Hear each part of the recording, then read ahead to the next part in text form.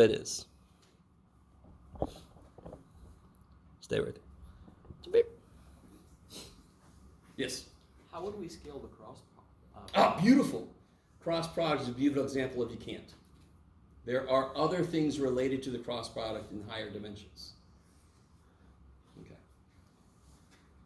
There is no direct way to get cross product into any. In fact, does a cross product work in 2 dimensions? No. Because if I have a vector and another vector in 2 dimensions, the result would be in the non-existent 3rd dimension. Do you see what I mean? So you need to have 3 dimensions. And if you think about it, and this is beautiful, if you think about it, what would it mean for 4D and 5 dimensions? It doesn't really directly correlate. So there are other ideas we use that reduces to the cross product in 3 dimensions that we learn later. So that's an unsatisfactory answer, I'm sorry. There's enough in this class. I don't think you want me to add that in there, but I could. Yeah, I could cram it in somewhere. Okay. Anything else from homework stuff? So today's quiz was about 12 through 12.4.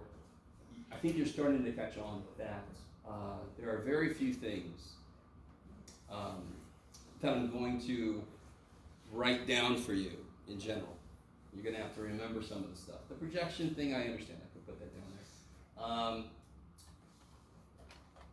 There are many things coming very soon that I'm not going to expect you to memorize.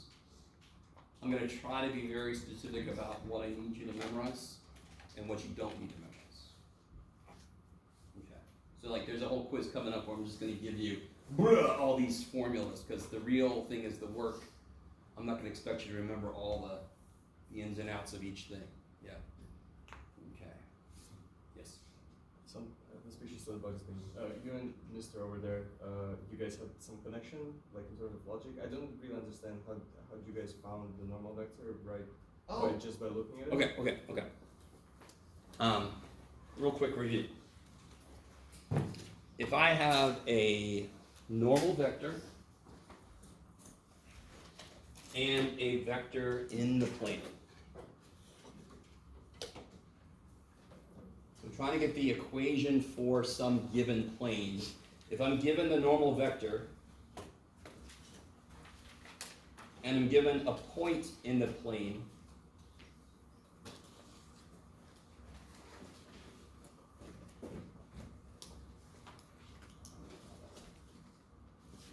that I can identify the position vectors are not.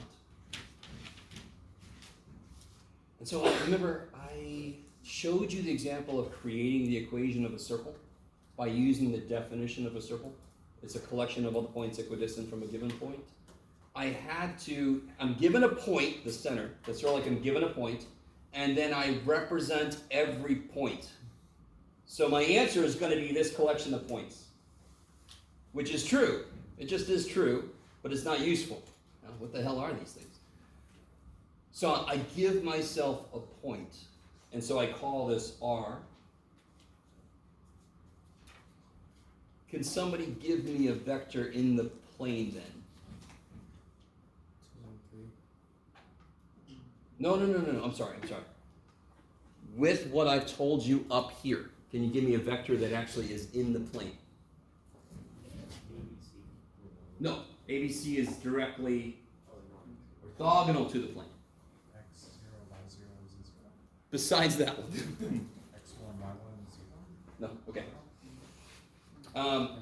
A vector in the plane. Okay. These vectors point to points that are in the plane. So my plane might be sitting here. Are these vectors in the plane? No. What if I take the difference between the points that I was given? Is that vector in the plane? Yes. Let me stop for a minute. I really want that to make sense. So in this class, we use vectors as these information holders. They point to points. So we're about to do space curves. I'm going to have a vector that's pointing to the points that are on my curve. So the vector itself is not a part of the curve. It's just pointing to where the curve is. So if I'm like, I was on this roller coaster, am I here? No, I'm here, yeah? Oh shit, you know. You guys kind of with me? Okay. Well, one thing that sucks about getting old is you can go on less and less roller coasters, man. It's just, all right. So I'm pointing at the answers to what is on this space curve. In this case, I'm pointing to the points in the plane. If I take the difference of those vectors, I have an actual vector that's in the plane. Can anyone tell me from what I've put up there what that vector is? X0 minus A. Careful. What is this? This could be like R naught, let's say. This would be R, yes? N would be normal to the plane. It is the complete opposite of being in the plane. Yeah? Maybe. R minus R naught. Yes. So R minus R naught is a vector in the plane. How does it relate to N? Is this starting point? What must they be? What relationship must they have? Orthogonal. Do it again, sorry. Orthogonal? Good, they're perpendicular orthogonal. And what operation do we use and result that tells me it's perpendicular? Dot product would be 0. Okay, we got it. So if I'm given a vector that's normal to a plane and I know a vector in the plane, their dot product must be 0. Yes? Okay. Also, let me see if you guys are cool with this. Remember this? I don't know if you guys like this or not, but there's my normal vector. I have an infinite number of planes that are orthogonal to it, yes? That's why I must be given a point so I can solidify which one that is. If I'm given a point and my normal vector, do I know a vector in my plane? No. That's why we do this extra shit of saying x, y, z is any other point in the plane, and then I've got a vector in the plane. Any vector in the plane, if I dot it with the normal vector, I must get 0 by definition. Okay. N is ABC by definition. Somebody, I think earlier, started telling me what this was, or sort of. Is this cool? Is that what that vector is? Is that cool? Yes. And then what's the dot product of these things? Yeah. And then you get your regular old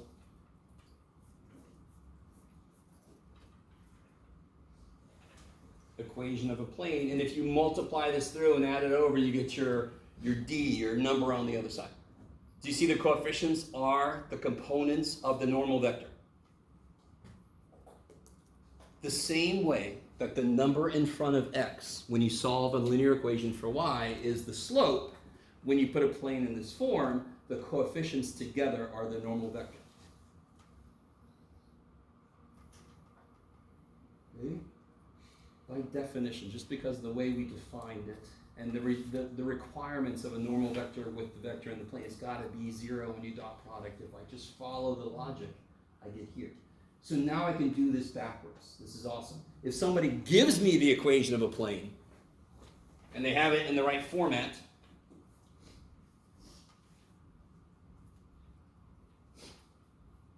what's the normal vector to this plane? Or let me say it like this, what's a normal vector to the plane? Because there's an infinite number of them, but what's a normal vector to this plane? 7. Kick ass. 6, negative 8, 14 is also a normal vector to the plane, right? That's kind of trivial. So this is what I consider like the base normal vector. Yeah. Yes? So when you're saying infinite, you mean like multiples of that? Yeah, just multiples. If I double the equation of the plane, then I would say 6, negative 8, 14, but I would reduce to 3, negative 4, 7. Yeah? Okay. So this is too beautiful. I need you to be with me on this. The idea of a circle is stupid easy. It's a collection of all the points that are equidistant from the center, from a given point, yes? And that definition that's what we want a circle to be. We take that definition, we apply the math inherent in what we just said, and we get the equation of a circle. Same thing with the plane. Bam, bam, apply the math, we get this. So now I can go backwards and forwards. I can construct the equation of a plane if I'm given enough information, or if they give me the equation of a plane, I can pick out the important points. Now, what's one thing you can't immediately tell me is what point did they use to create it, but it doesn't matter. How would I get a point in this plane? What do you guys think? If I just said, give me any point that's in this plane, could somebody do it? I know you could do it. So I'm asking for any, go ahead, sorry. You just put in like something for x, and then More. You almost it's there. a system of equations. No, it's even better. Pick a number for x, pick a number for y, solve for z. That's a point in the plane. You guys see that? You can see that. Now, I'm not going to ask that kind of question very often, but I could, especially now that I threw it out there. But do you guys see what I'm saying? Any point that's in the plane must satisfy this equation, just like any point on a line must satisfy its equation, correct? Okay. Yes? Two things. Sure. So which chapter is this in? It's 12.5. 12.5, thank you. And so to clarify, R naught is a given vector pointing to a point on the plane. Beautiful. R, Represents every point on the plane. Yes. any vector pointing to any point on the plane. Just like in the equation y equals 5x plus 11, what does x and y represent? Y equals 5x plus 11, what does x and y represent? Every point on the line. Yes? So there's such a good analogy between what we're doing here and what we've done before. Shoot, what was that I was gonna say? Oh, real quick, does that go through the origin? What point is the origin? What did I say earlier? What any point it goes through must work in that equation. Does it 0, 0, 0 work in that equation? No. If it did, what would have to be in place of 111? 0. Kick ass. You guys see that? That sounds like a question I would definitely ask. Okay, I like it. Hey, Mikey. Actually, I think the easier would be to imagine this. It's harder, but like in the 3D, like if you showed it like in Desmos, like you can actually see, for example, if you have a vector like 1, 1, 1, and then you have a line that goes through it, 1, 1, 1, and it actually is a normal vector through that 1, 1, 1 plane. 1, 1, 1. How do you mean? Like the plane that is created by 1x minus 1x plus X 1 plus y plus z? plus z Okay. equals 0. Equals 0. So Okay, yeah, sure. And then you have the vector 1, 1, 1. Yep. But that still doesn't really, you'd have to plot the plane, and you can see it goes through the origin then. You know what I mean? And there's an infinite number of things that are perpendicular to 1, 1, 1. wouldn't vector 1, 1, 1 have 90 degrees for that plane? It has to. That's the normal vector total. But there's an infinite number of planes that would have that relationship with that vector. Yes? But I see what you mean. But we'd have to plot the plane in the first place. Yeah. Okay. Anything else from homework stuff? And everybody's definitely got that handout. I'm sure I do anymore, no. The very useful handout that's got 12, 3, 12, 4, 12, 5, 12, 6 stuff on it, I think, or maybe it's split up differently. It's 12, 1 to 12, 5. 12, 1 to 12, 5, thank you. Yeah. 1, 2, 3 on One side is 1, 2, 3, the other side is 4, 5, yeah. If you don't have that, come see me or email me. Because I don't think I brought any with me. No, okay. All right. So, let's get back into where we left out. I think last time I just barely started to step into chapter 13. And I'm not sure where everybody is in the homework, because I'm behind on grading, of course. I would think right now you should be at least about to get into 12.5 very soon. If you're there, you're okay.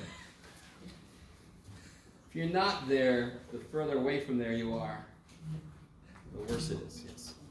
All depending on when you actually have time to do the So 13, I've got some nifty visualizations to show you. Thankfully computer generated, because I am the complete opposite of an artist. But the main idea with 13.1 is these space curves,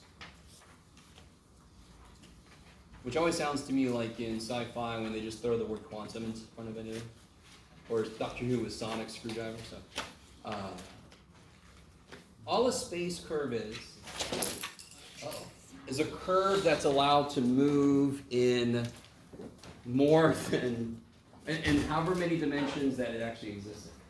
So if it lives in R3, it's allowed to move left and right and up down. So you could get these curves that look like crazy ass roller coasters. That's probably why my brain was on roller coasters, because I was graphing some of the stuff out earlier.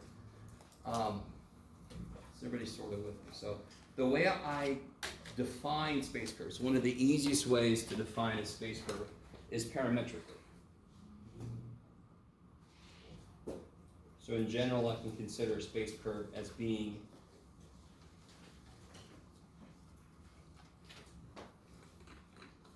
so let me give us a specific example to look at.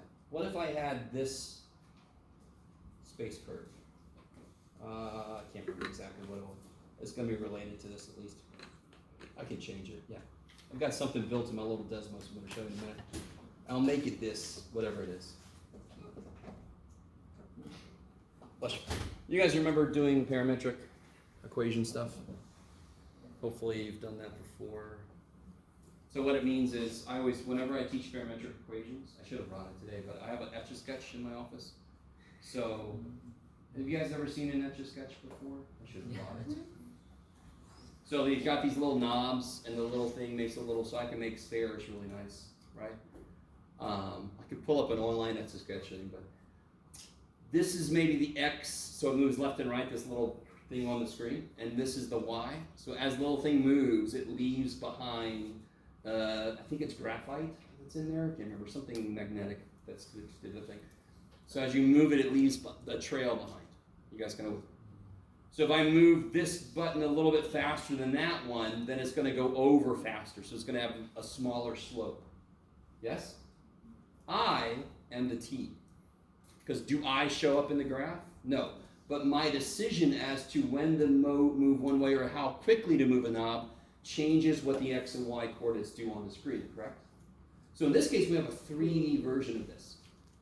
Every point that's on my curve is controlled by T, but T does not show up on my graph.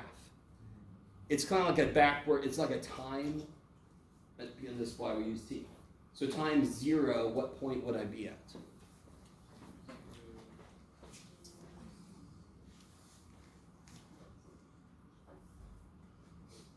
Here, I'll start. 0. 0. 1. Okay. You guys with me? And we can make a table of values. We're not going to do all that shit. You guys have done enough of that kind of stuff. Can somebody give me an idea? If I look at this from the X, Y, like I'm on the Z-axis, looking down at the XY plane, what would this look like? No, this is a whole curve. If I graph the whole thing out for all values of t, and I'm floating on the z-axis, yes, and I'm looking down at the x-y axis, can anyone tell me what am I going to see? The sine curve going vertically be a weird on the y-axis, I think. Yeah, so if I do that, I'm taking cosine 3t out of the equation, yes? Because I'm looking straight down, so whatever's doing up and down, I'm not going to see that shit. So if I was hovering above one of those parking exit things from a parking that does this, yes? If I was looking down and I could see through, I would see a car just going, woohoo, yes? I wouldn't see it going up and down. You guys kind of with me? Okay. So, in the xy plane, x is t, so y is sine 2t, so y is sine 2x. It's just going to be a sine curve, yes? What about from the, if I'm looking down on the xz plane? It's going to be a cosine curve. That's crazy. Yes? And the trippy one is, what about the YZ plane? That's trippy. You'd have to use some identities. I'm not going to get into trig identities. That's a little worse. But let's take a look. This is not the same curve I had, so I'll change it a little bit. Let's actually look at this curve. What did I have? Oh yeah. Oh, let's do this first. I better stop my recording. I'm going to get copyright strike now. Welcome back. Smash that like button. This one. Okay. Hit the don't like button. I don't care. Okay. If I look at the YZ, Jeff, you can do it, buddy. Can you? Yes, you can. There you go. Other way.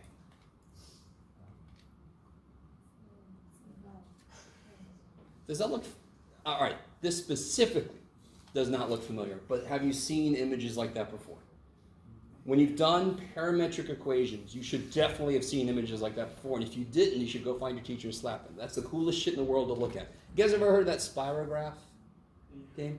Back in the day before I had the internets, we had spirograph, which you put a little gear inside of another gear, and you put your pencil into it, and that's what we did all day. Oh, look at that, it's amazing.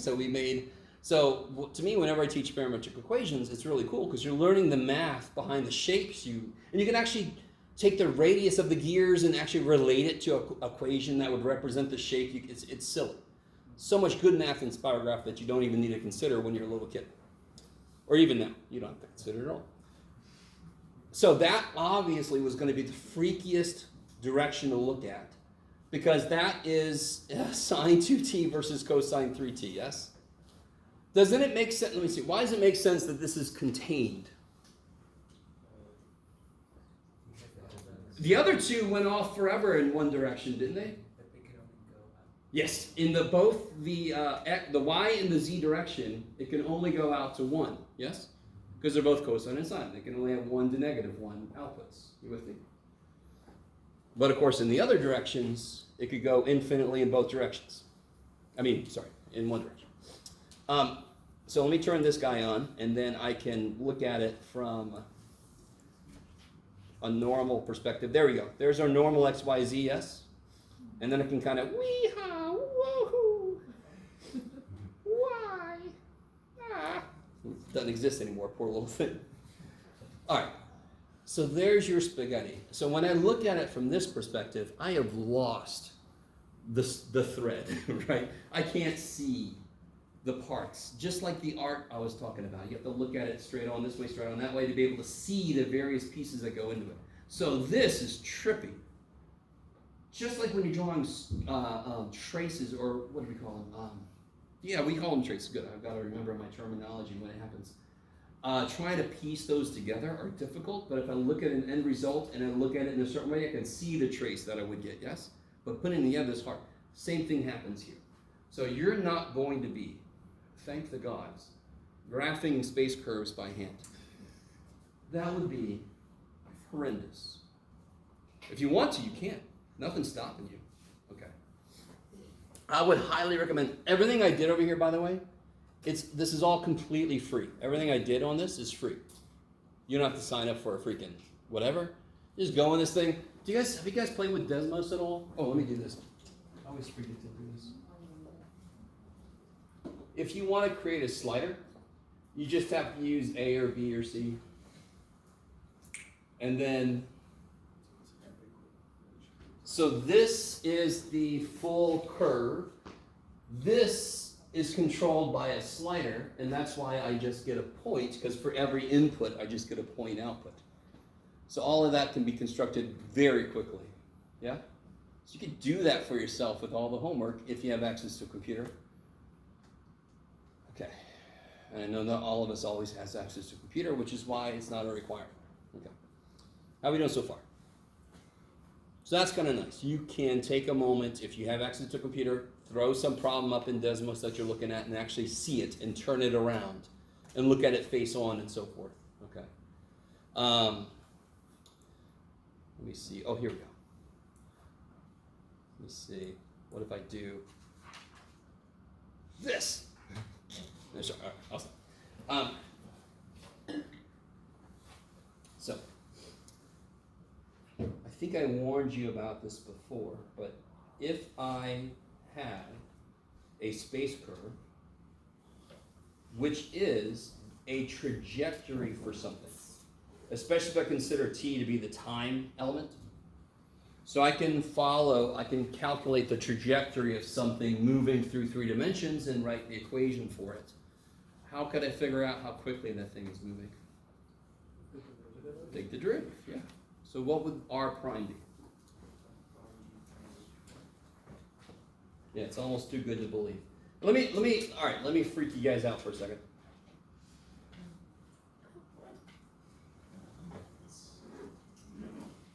No, Jeff. Where did F come from?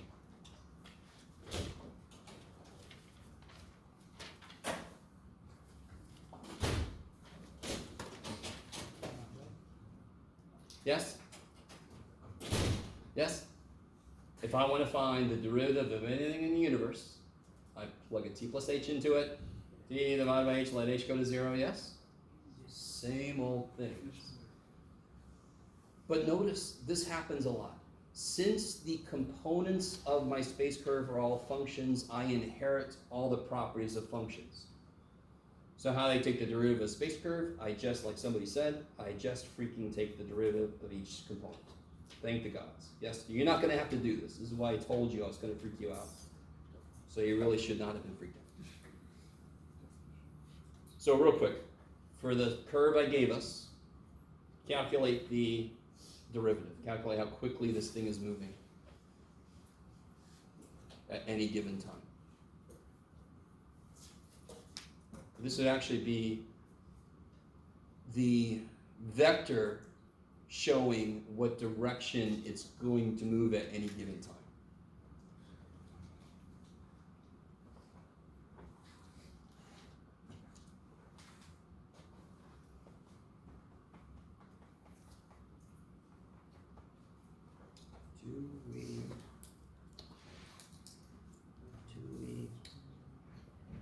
Not yet.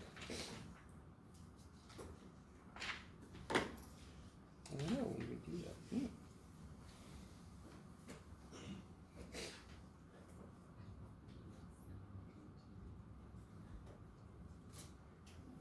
Okay. Blah, blah, blah, blah, blah, blah. They don't do that. Okay. Just wanted to see if we do something yet. We don't.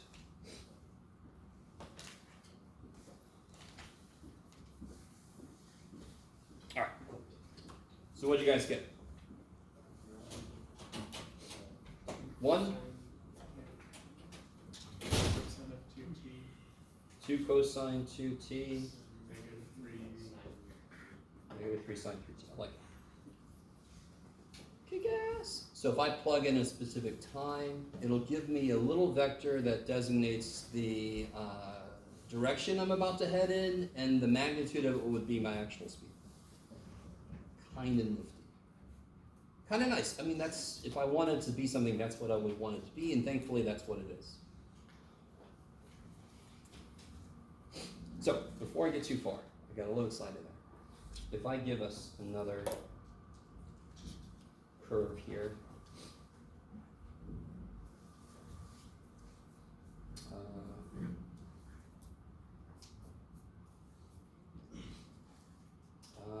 what you got, Jeff? Blah blah blah. Yeah, sure.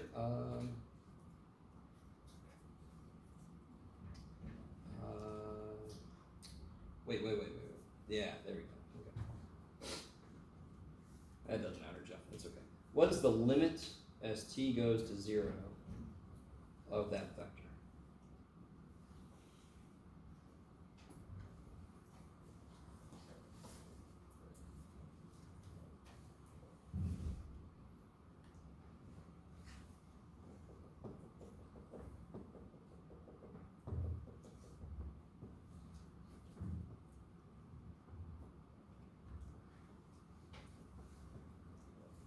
Of course, somebody help me out. Remind me. Limit as t goes to 0. Does t ever equal 0? No, that's the whole beauty of it. When I teach this in 180, I talk about, anybody ever seen the movie The Blob? Alright, so meteorite crashes, there's some ooze coming out. What do you not do in that situation? It's beautiful, right? But what we will do, because we're humans, we'll go, the hell's that?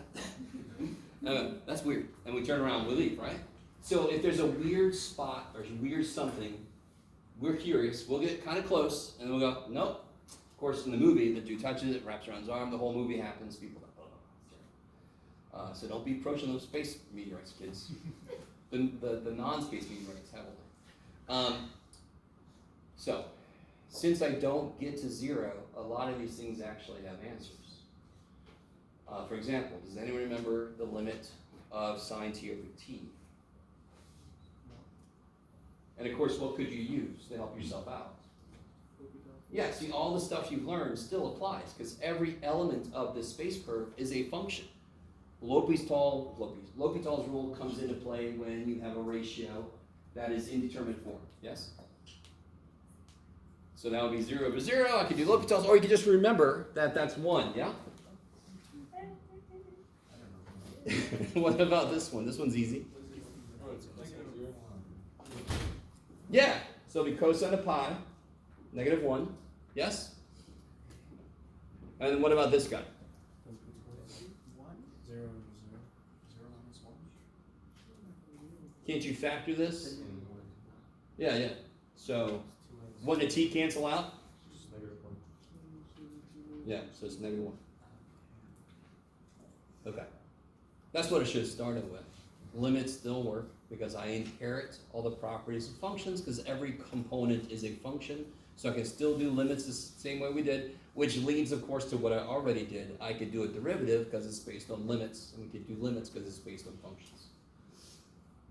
Okay, maybe. So you're going to have some like nuts and bolts questions about finding the limit and so forth. It's going to, I don't know how you guys feel about that. Sometimes limits are a traumatic experience for people. I don't know if that's true. I'm sorry if it is. I've dreadsed it all up. Too bad. I'm a math teacher must do that.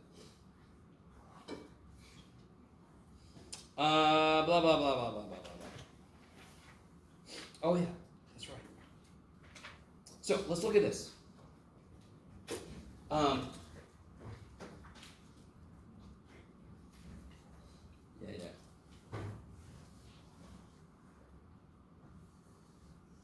Just to show you I can do this in other ways.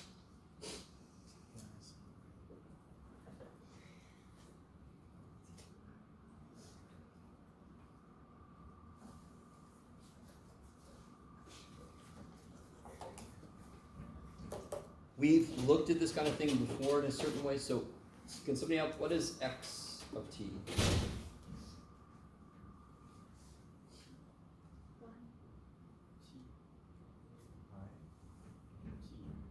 All right, let me ask you this. Can you put this into the same form we had earlier, parametric form? T? Sine t? Cosine t. What's x of t? What's y of t? What's z of t? What's x of t? T. What's y of t? Sine t. And what's z of t? Cosine t. Right? Now, I wanted to play around with this a little bit. Yeah.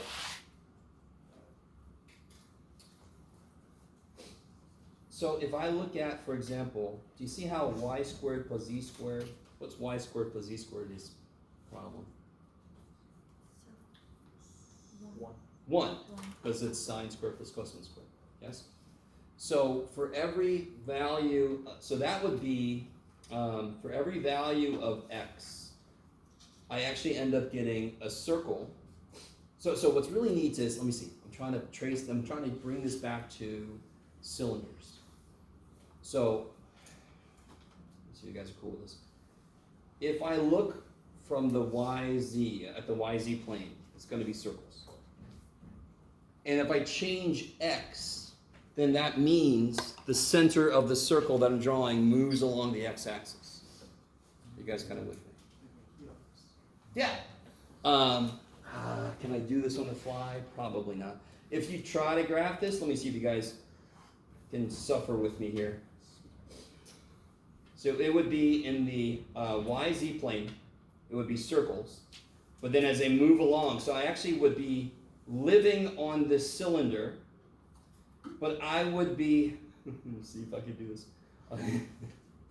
moving like this.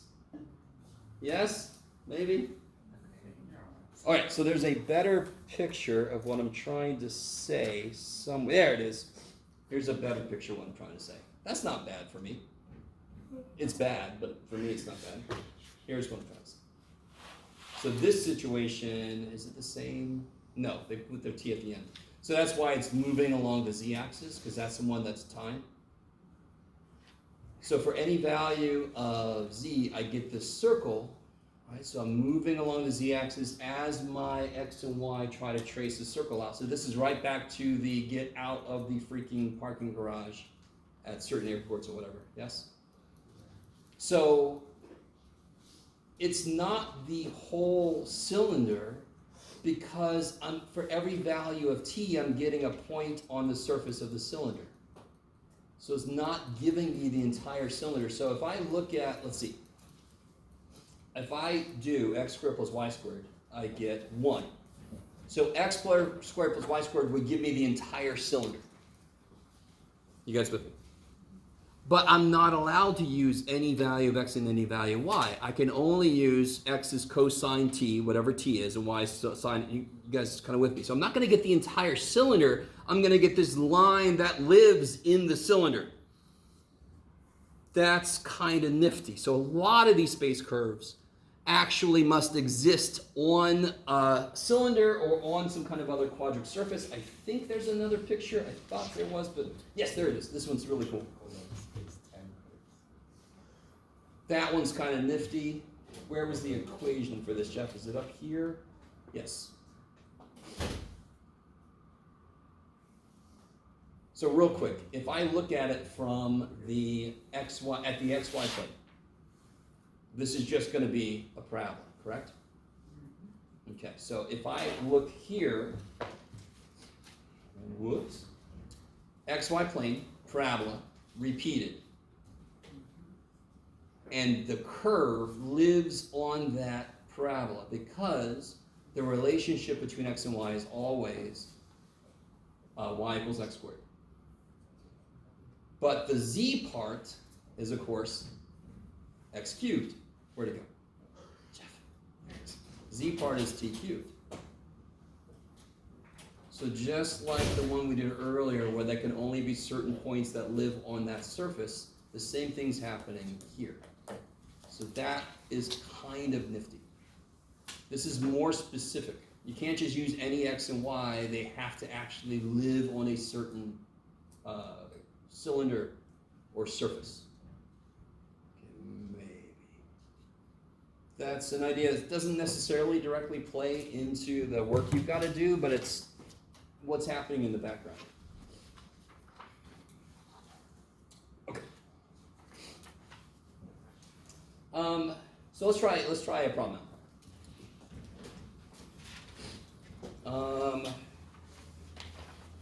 Yeah. Okay, this is perfect. Let's try this one.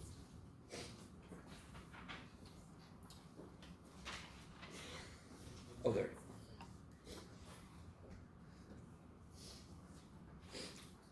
So find a vector function which is also known as a space curve, representing the curve of intersection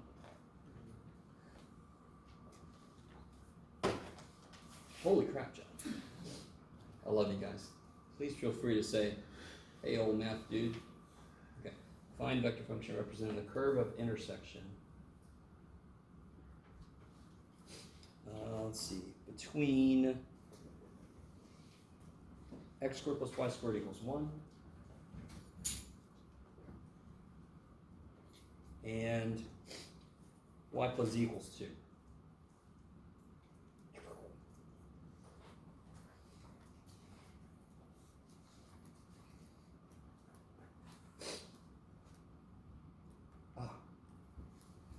All right, now I understand. Now listen, it's the first example we're doing like this.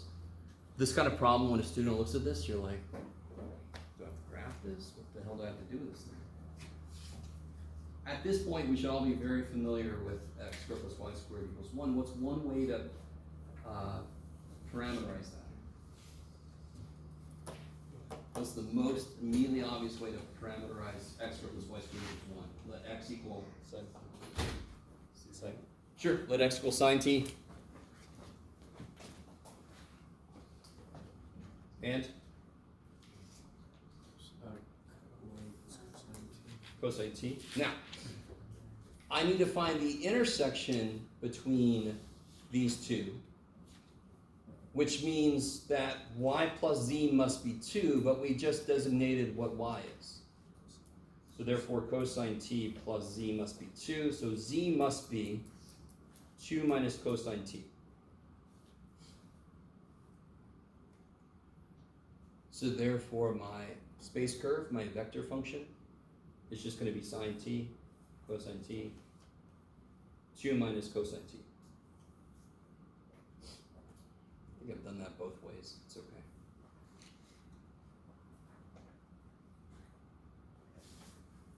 Would it mostly be triggered in these? Mostly, I wouldn't say mostly. It's going to show up a lot. Whoever asked that. Okay.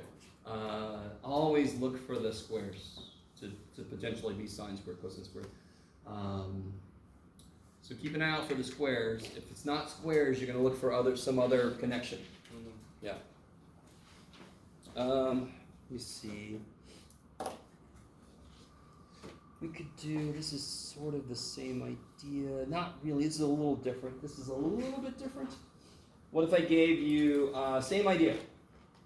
Find the curve of intersection between these two things.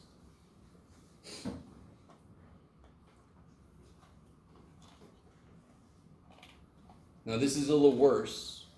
Why can't I just immediately start throwing some sines and cosines in here?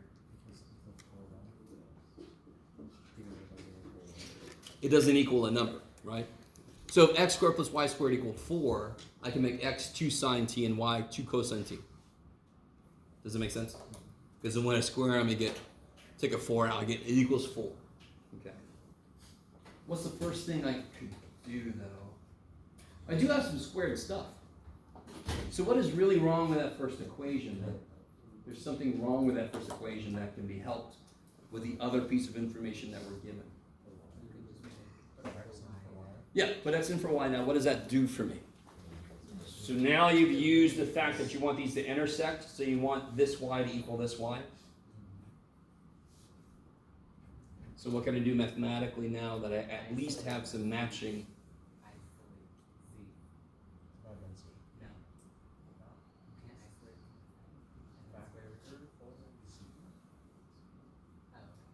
Bring 4x to other side equals 0. Say again? Bring 4x to another side. And Okay. make equals And then I'll 0. even do this.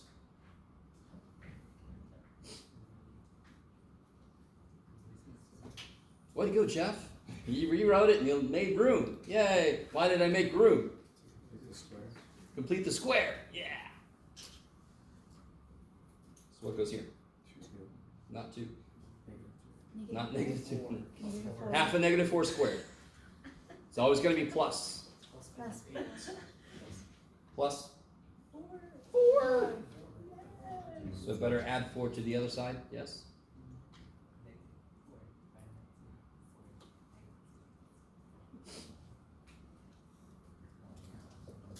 So this is like one step away from the last problem we did.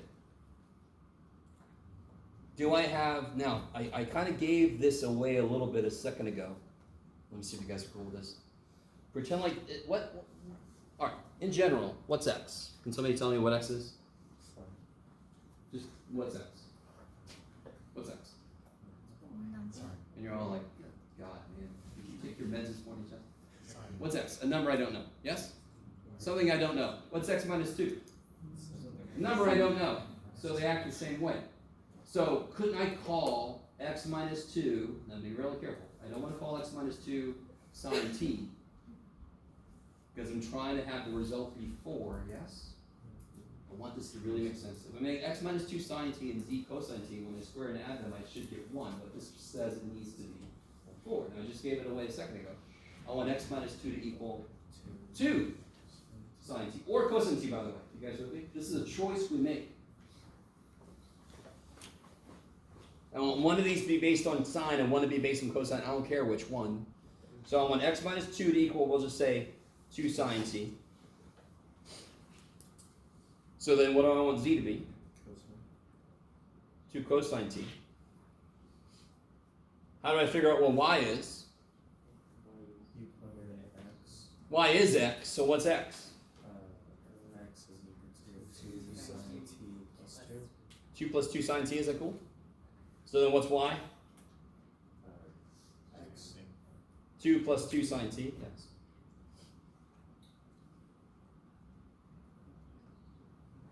Crazy shit.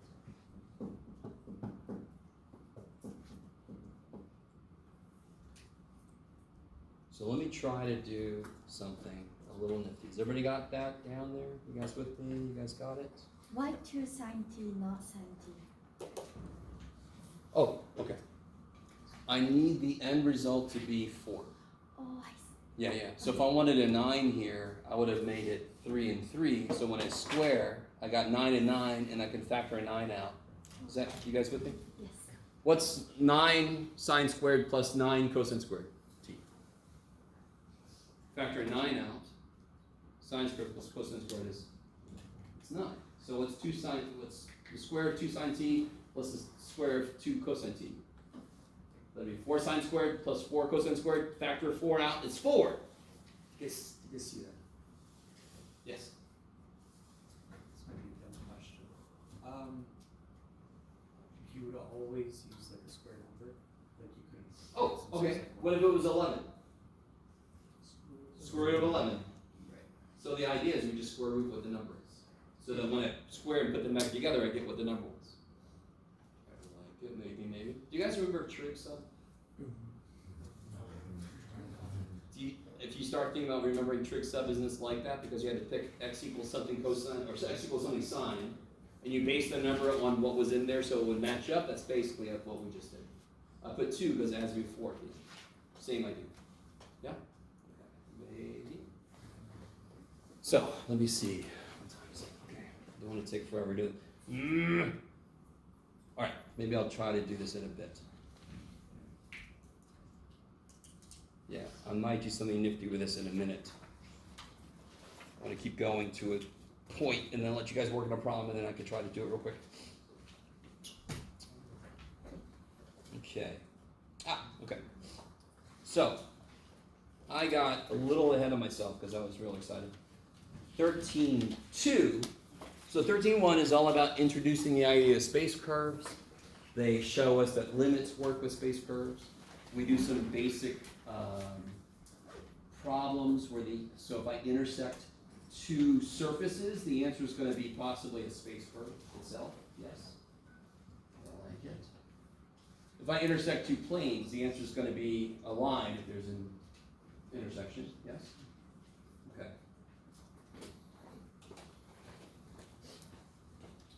13.2 is all about the derivatives. So I already kind of talked about that.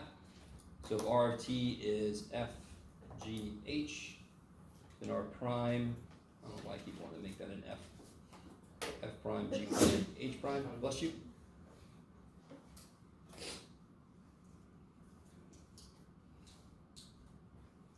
And just to kind of reiterate what I said earlier, well, when we do this, we get a tangent vector.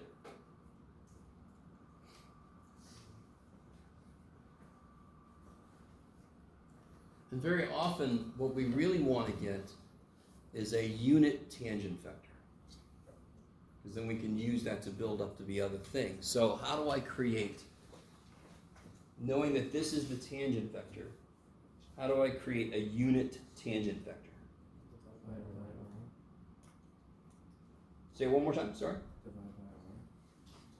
Yeah, I would take R prime and divide by what now? Yes, magnitude of R prime. And the notation we use for this, my God, these glasses drive me crazy.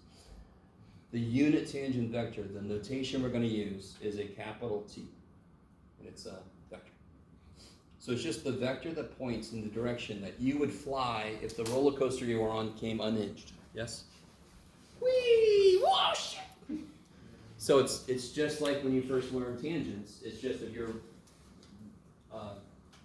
twirling this thing around your head and you let go, the tangent line is the direction it would go in, right when you let it go.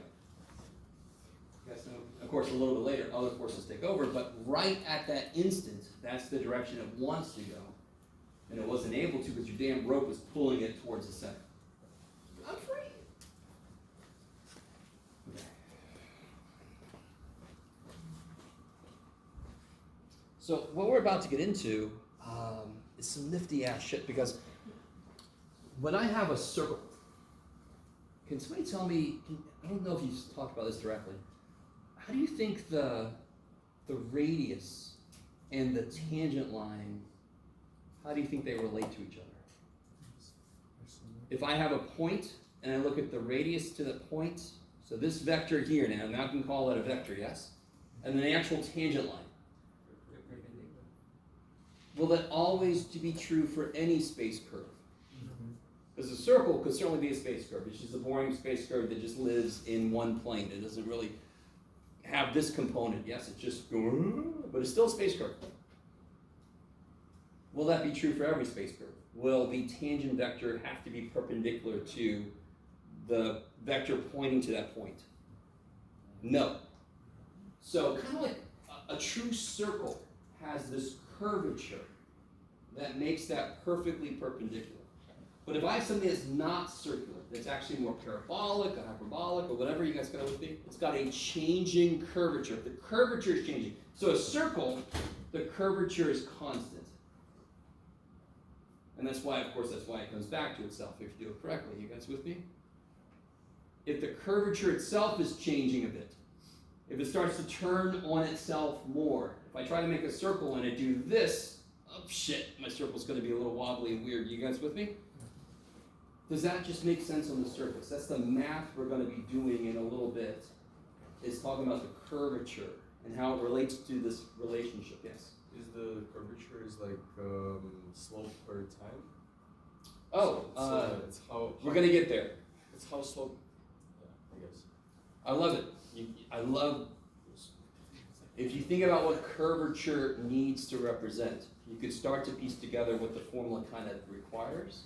We're going to actually develop the formula. Yeah. Whoa. Oh. Nah. Oh. Okay. So that we're going to use here in a little bit. That comes right off the idea of just getting a derivative of a space curve. So you get a tangent vector. If I divide by its length, I get a unit tangent vector. And thankfully, we have to take a minute and talk about the rules of differentiation for vectors. A lot of them should look very familiar. Let me write it the same way. Yeah, okay, good.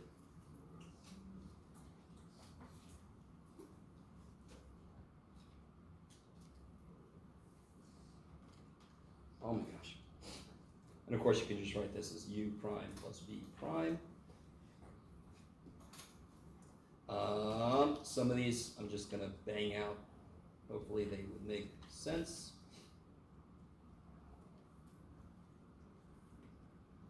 And again, you could prove each of these very easily, because if you look at it component by component, we've already proven it works for functions. So basically we're just inheriting all the differentiation rules from before. What do you guys think about this here?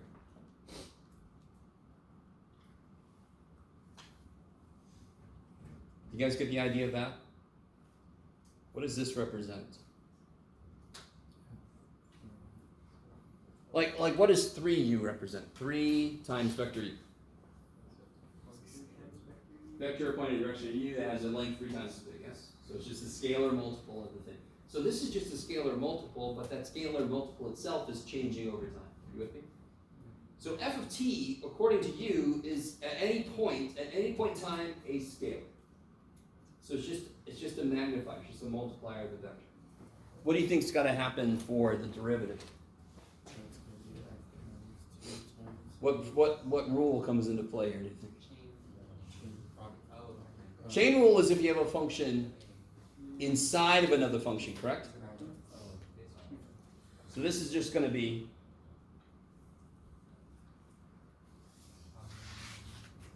product.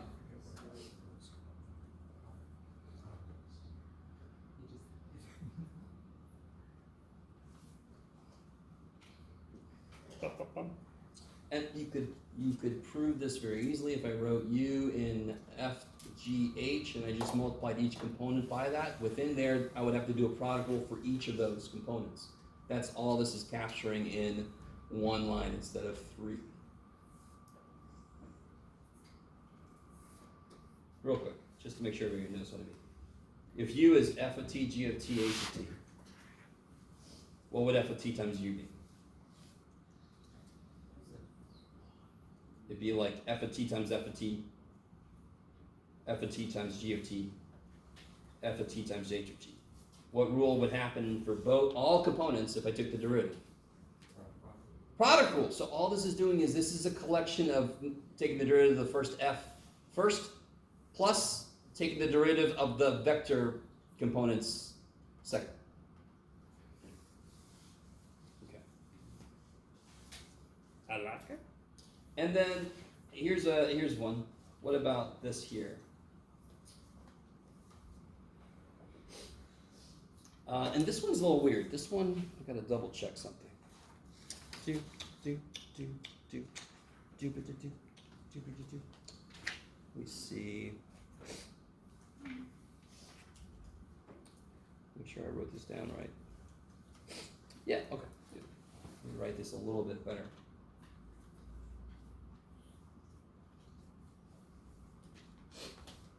And one little thing. Good, okay. Thank God, they don't do that. So this might be a little strange, but in general, so real quick, the dot product of two vectors. Tell me anything you know about it.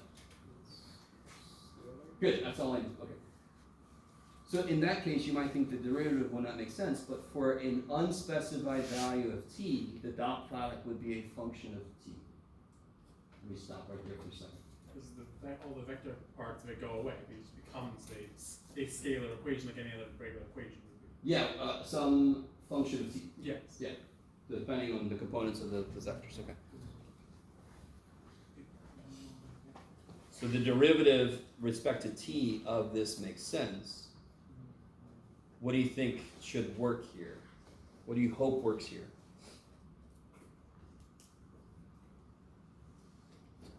What property do you think would be applied here?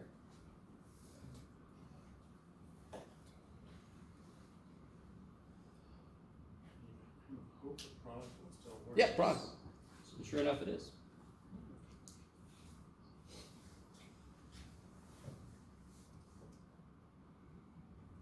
Become a thing. There we go.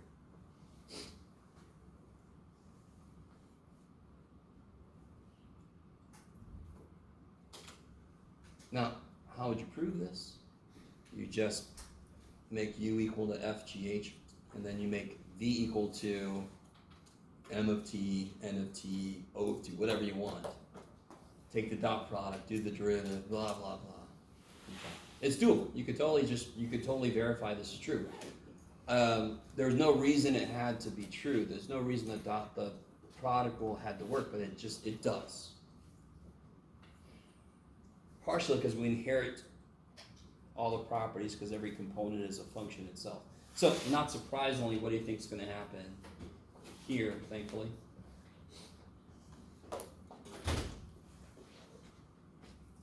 Yes? The fourth one is a dot product.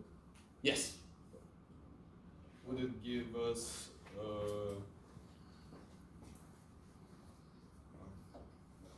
guess my question would be more applicable to this if it was a cross product.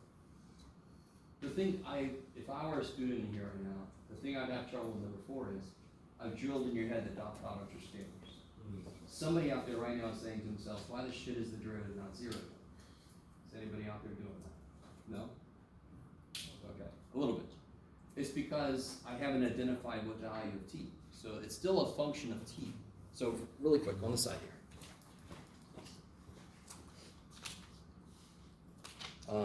Let's make u of t. Let's live in 2 dimensions just to make this a little quicker.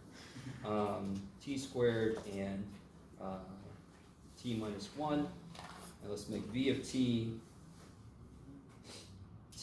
and sine t.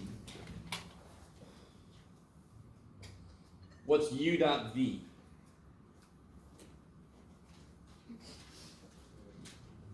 T squared times t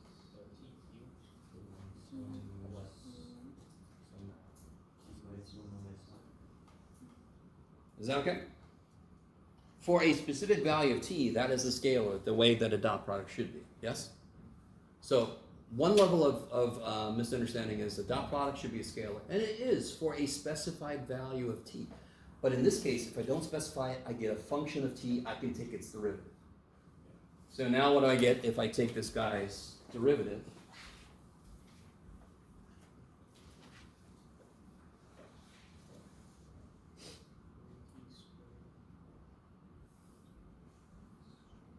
Plus t minus 1. No, just plus t sine of t minus 1. Cosine of t minus 1. Good job. No. This Just is sine of t sine of times t minus 1. Ugh. So this would just be cosine t times t minus 1 Times negative 2. plus T cube. I'm looking at so much. What's the derivative of sine? Cosine. Leave this one alone. Plus sine t. And what's the derivative of t minus 1? 1. 1. Good. That's just normal product rule, right? Because I have a function times a function. Derivative of sine is cosine times leave this dude alone. Derivative of t minus 1 is 1 times leave this guy alone. Normal product rule. Now let's apply the supposed results we just got. Can somebody tell me what the derivative of u is? 2t. 1. What's the derivative of v? 1 and cosine. 1 cosine t, yes? Now what is, so if we look at the results we got, we get, where'd it go? U prime dotted with v plus u dotted with v prime. Prime, there you go.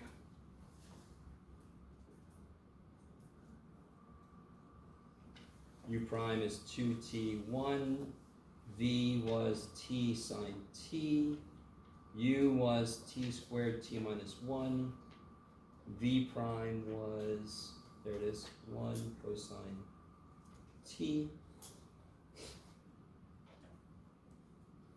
So I get, you guys with me? All I've done, is everybody cool with u prime and v prime? So now, this is the result that I claim this to be, yes? The derivative of u dot v should just be this, yes? And now I've got concrete things to work with. So there's u prime, there's v, there's v prime, and there's u. So what is 2t1 dotted with this? What are these dot products here? 2t squared plus sine t plus t squared Sine t minus 1 cosine t, right?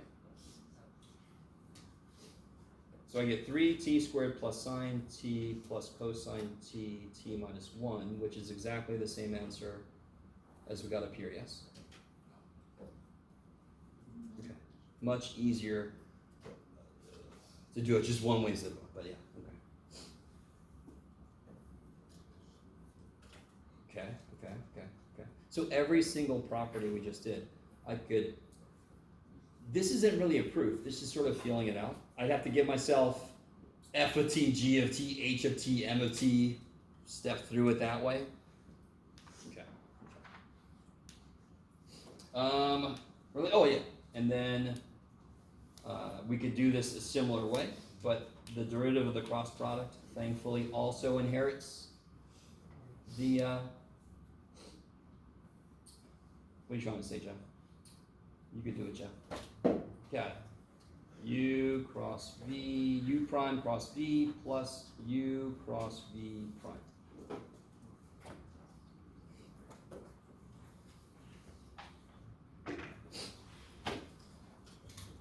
It's kind of trippy that it actually works that nicely. But again, the vectors are composed of functions. It should work this nicely.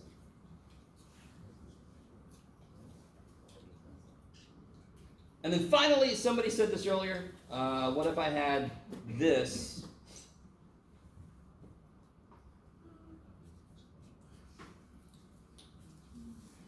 Now my vector is not a function of t, it's a function of f of t. So what rule should come into play? Chain rule, I love it. So I get, what do I get?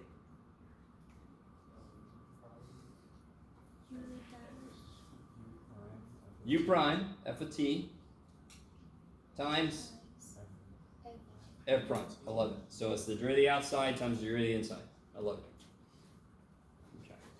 So those are just our little building blocks for doing problems without, more in general, just attacking vectors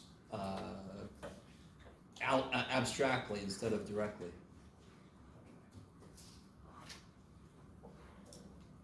Oh yeah, okay. Yeah, okay. We're there. Last thing, this is going back to what I said earlier. It's not a definition of curvature yet, but here's a theorem. If R of t, if the length of it is a constant, if the length of my space curve is a constant. Well, a cylinder, if you go from the origin out to every point on it, it would get bigger and bigger. So it's actually got to be a circle or something that lives on a sphere, yes? This is going back to what I said earlier. Then what do you believe that should be the relationship between R prime and R? How should they relate? This is what we were talking about earlier. And we're about to kind of prove it a little bit. We'll see. What we said earlier was they should be orthogonal. They should be perpendicular to each other.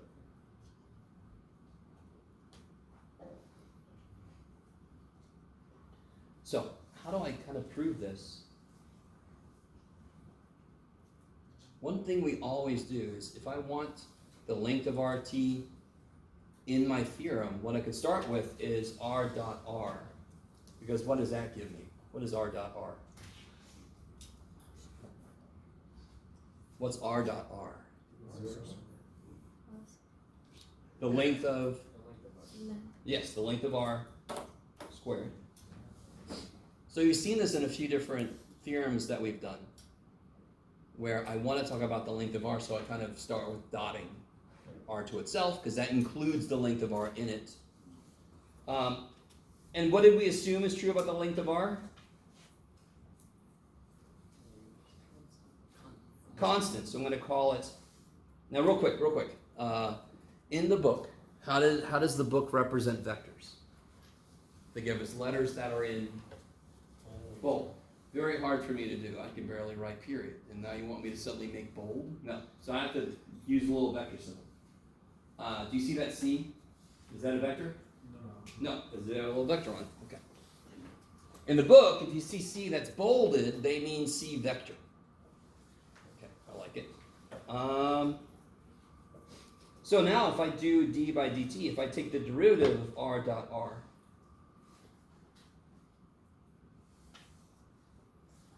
oh my god, I can't read anything. So real quick, apply the rule. What's the derivative of R dot R? What rule comes into play? Product rule. So it's R prime R plus, R prime. Yes? which is 2 r prime.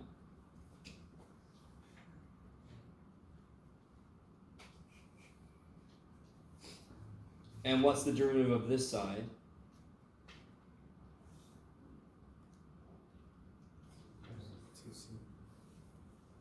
Oh, no, come on, we're better than that. What's the derivative of pi squared?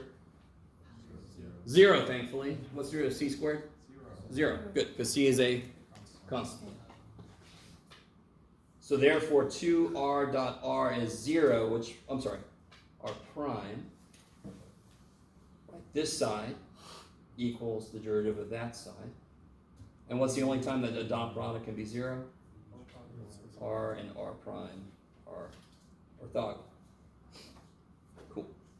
So that's only true if the length of the space curve remains constant as it moves. And the easiest space curve for that to happen is just a circle. You could be any space curve on the interior of a sphere, because then your length is constant as your direction of pointing changes. You guys kind of with me? If I'm pointing to the inside of a sphere, the length is constant.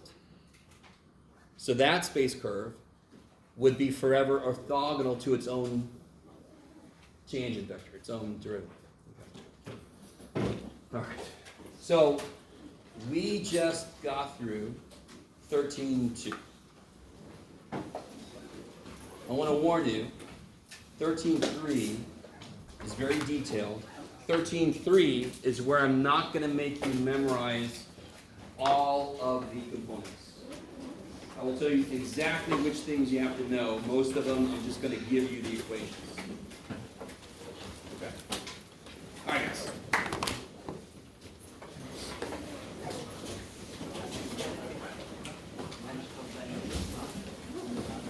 Oh, please don't forget your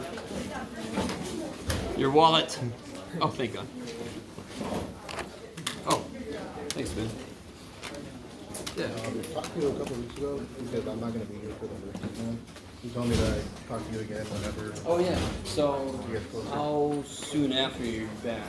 2 days after. So next class period, I think. And all right, it'd probably be a little easier. Yeah, I'm not gonna make you take it before. So you can take it when you get back. So do me a favor. So March Shoot. 12th. Do me a favor. Send me an email. I have to look at my test schedules in my other classes, Okay. and then it'd be great if you could take it sometime when another class of mine is taking their test.